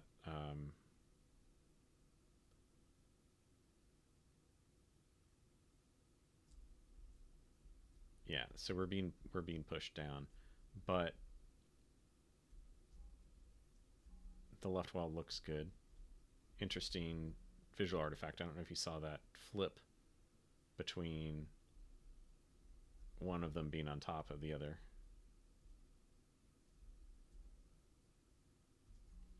We may need to make a decision like do instead of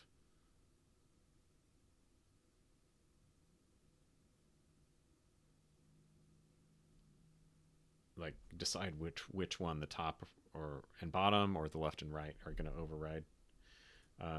We don't have to decide that right now though. Okay, left wall, and let's make the right wall. So this should be pretty simple.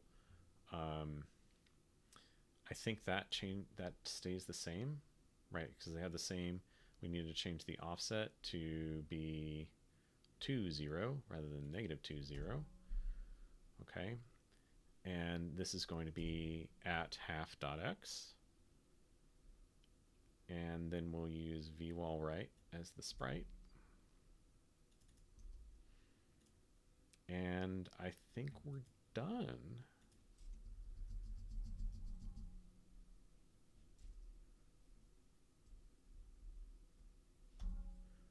And make sure I have my syntax correct there. What's going on? I have an extra thing.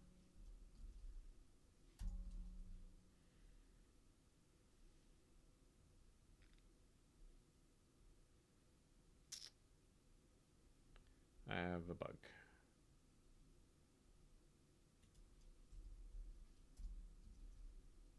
What's going on?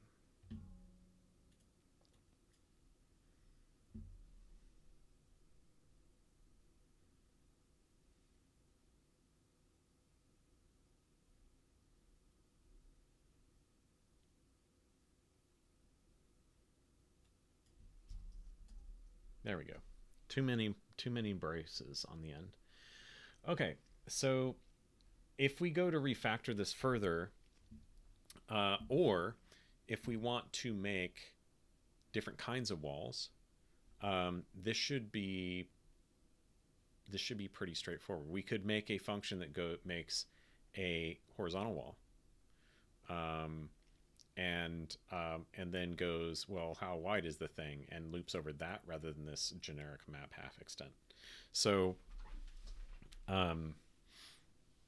yeah, let's see what we got, and we can move on to something else. We can probably go into debugging our system there. Note again, it's being pushed away by a constant value in the dimension that it was not colliding with. So our generic kind of like vector comparison thing might not be good. You see we were slightly above center I wonder if you get below center, if it starts pushing you the other way. Yeah. So there's a it does look like there's a bias to this. I need to be careful there because it's going to push me off the screen. Um,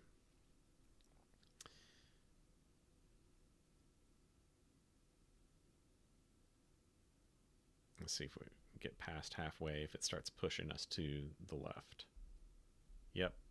Okay. So I think that's pretty good indication of the symptom of our system here that's kind of broken. So I think it was in no, it was in collision. So detect collisions. No.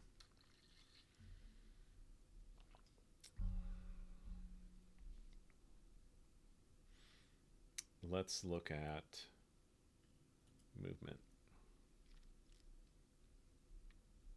Keep inside walls. Okay.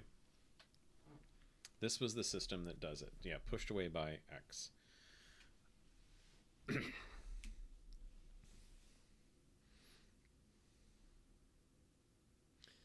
So what we could do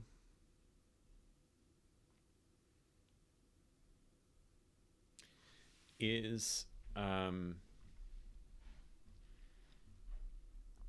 if we could look at which dimension they're overlapping more.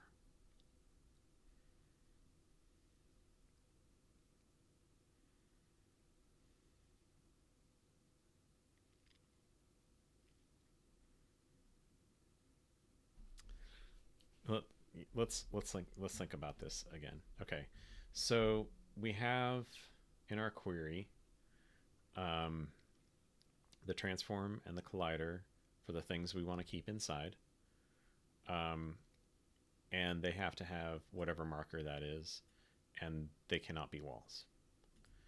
And then the walls also have a transform and collider, but we're only selecting walls. So we get the rectangle of the object that the movable object that is colliding. And then for everything that it's colliding with, if that thing is a wall, right? So we get the transform and the collider for the wall. We get a rectangle for the wall. We find how much they overlap. So we intersect the two rectangles.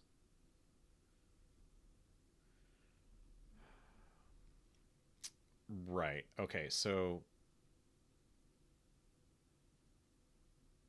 we're subtracting. So this is giving us a direction. Right. We're subtracting the centers. So we get a direction to push it away, and we're only taking, is it positive or negative? So we're pushing away by the overlap. Interestingly, so we were pushing against the bottom.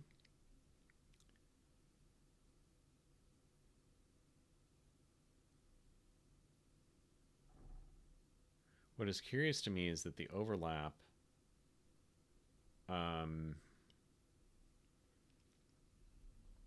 width is always, or height, depending on if you're running into one of them, it's always 16. Is that would indicate to me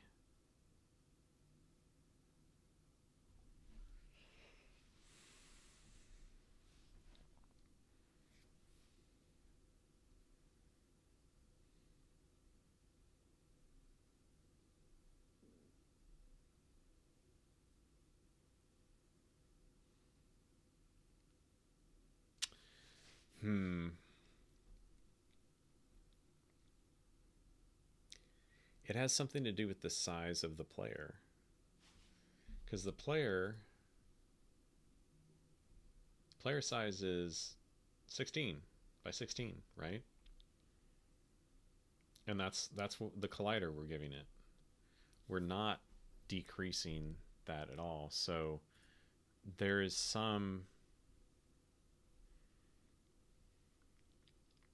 somehow that either the width or the height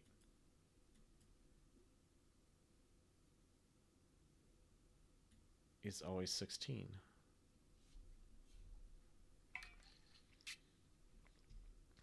However much they overlap.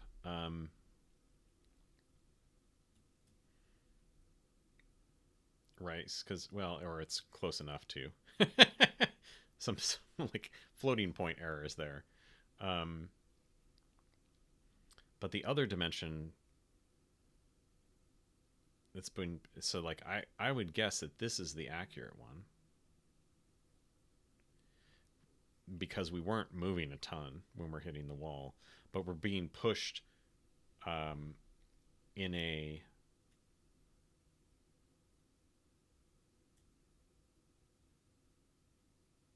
being pushed by an amount that doesn't make any sense on the other dimension. Okay.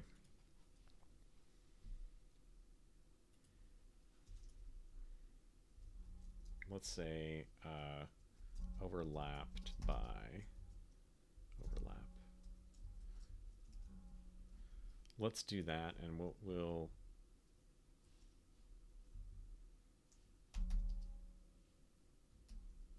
turn that off.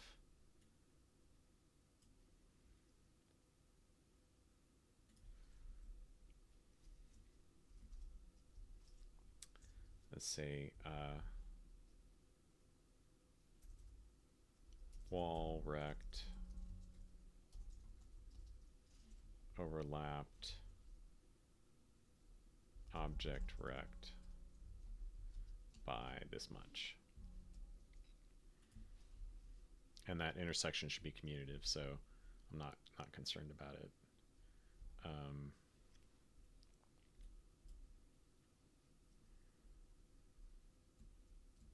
We might need to do some predictive stuff, like if you continue moving this direction, would you collide with the wall? Okay.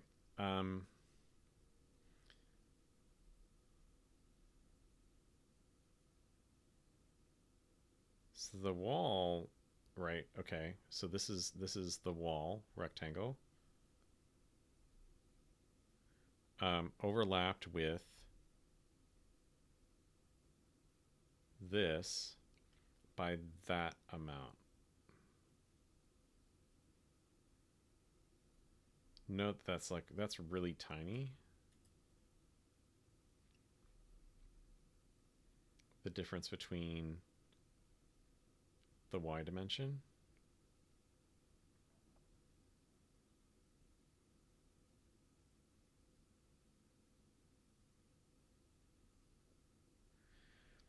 So what's curious to me, let's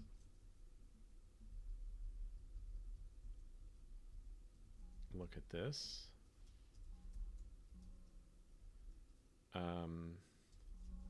Center direction, center, let's say center to center. And maybe it's that computation because we don't actually need, I don't think we need the actual center there.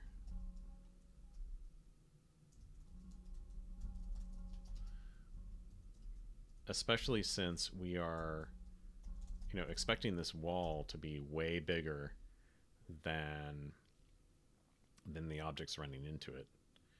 Um, if we're getting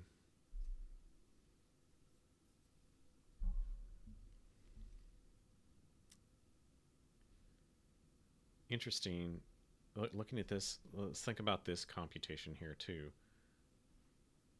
Overlap width and height.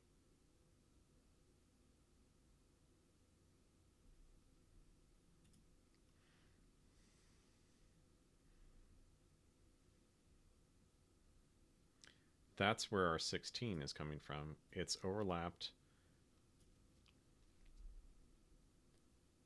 by that much. There might be a problem in our collider. to rect.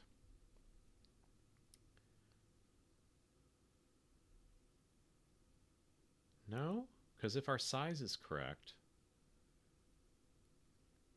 and our offset is correct, then we should get a rectangle at the right position.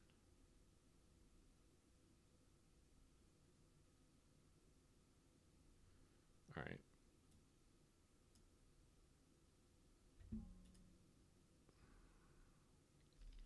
Well, let's see what that vector looks like from center to center. Actually, it needs to be debug.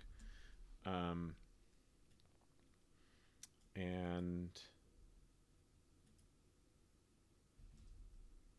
I'm going to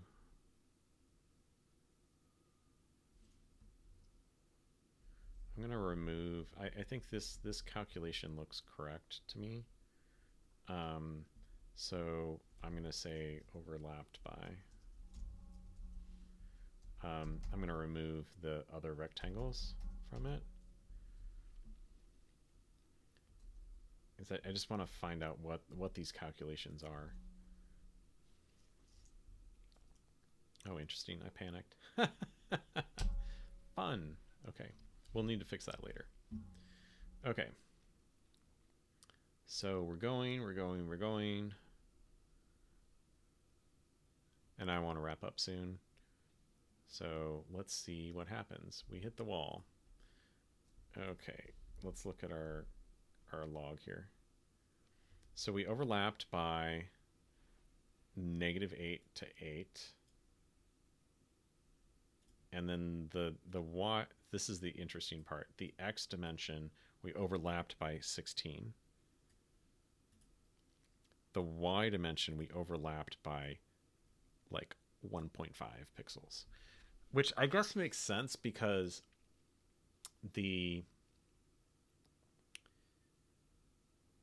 when you overlap, the direction that you're going in to collide with the wall is going to be the part that varies, and the direction you're not colliding in will always be the width of the smaller object intersecting, right? So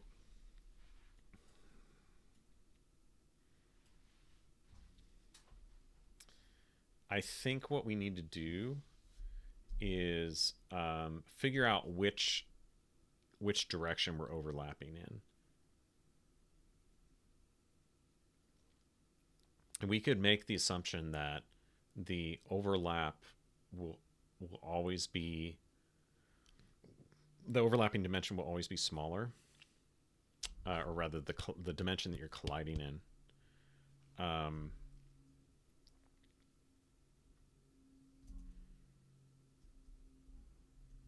and see, I'm like being pushed off the screen there. That was fun. Probably because a ghost pushed back and then knocked me into the wall and I went flying. Okay, let's kill that for now. So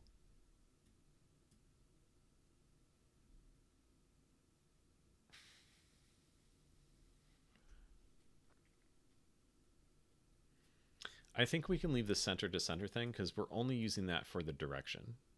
That's what that signum does. It just gets, it like turns a positive number into 1 and a negative number into -1. So what we need to do is figure out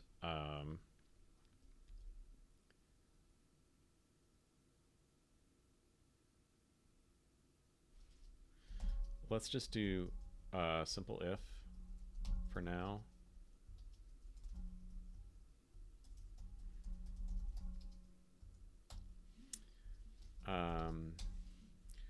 We'll say let base push, and we're gonna say vec2 new. So if the width is smaller, then we want to do overlap dot width. Hello, come on. And 0. Otherwise, we want to do overlap.height. And I think that this,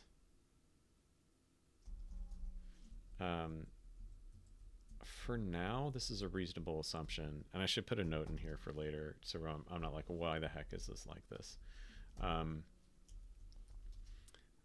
Say we assume that the overlapping dimensions will be largest in the direction that we are not colliding in.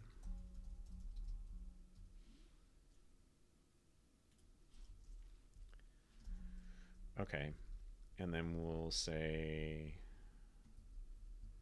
base push. And let's see what happens. We can put this back in, I think.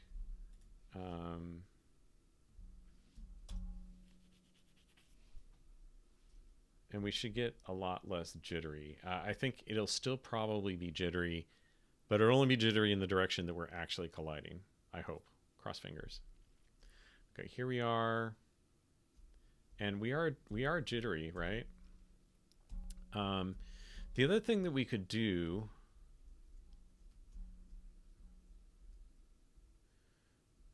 yeah, so that's significantly better. We're at least not being pushed around, but we are getting like sort of floating point funkiness, right? Something we probably don't want. I think that's better. So I think last time we did. Okay, we kept ghosts and players inside walls. Let's remove this. I think that we're sufficiently convinced that this is correct. It's correct enough. One thing we could do is quantize the push to pixels. So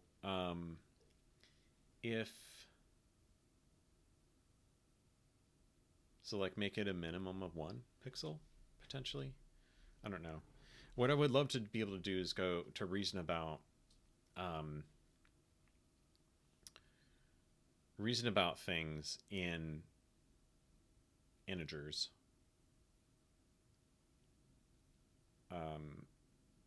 And then convert to floating point at the last minute. Like I think that would be, in this case, it would be a lot easier to compute that, and I think we'd get more consistent results. We wouldn't have to have push away. We'd just be like, no, you can't go any farther. But for now, let's go with this. Maybe I'll make a note.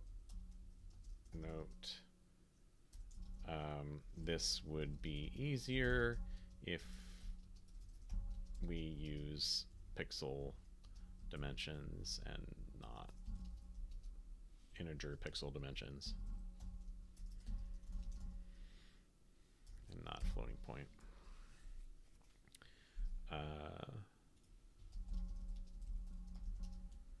Okay, so that's good. Let's look at our list here. We could do something similar for enemies don't overlap. I don't know how important that is. So we got walls. One thing I wanted to look at, maybe for next time, I know I keep pushing this one off, but there are some good crates that let you draw your background scene. And it'll create Bevy entities for you. So maybe we'll do something like LDTK, I think it's called, or LD2, I don't know.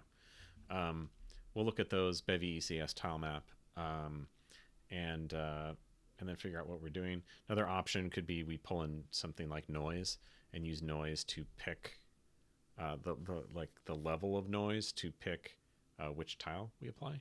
That could be interesting. So I think this is a good place to wrap. And I'll make a commit for this and push it real quick.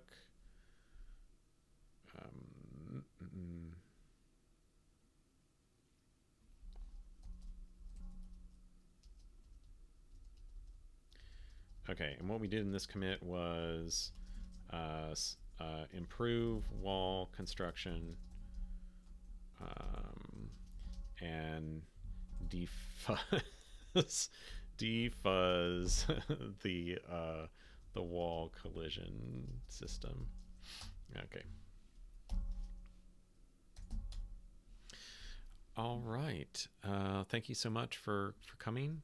And if you stuck on through the end, I'm going to go watch, hopefully, the Chiefs win today and go on to the next round of football. Otherwise, I'll see you next weekend. Have a great week.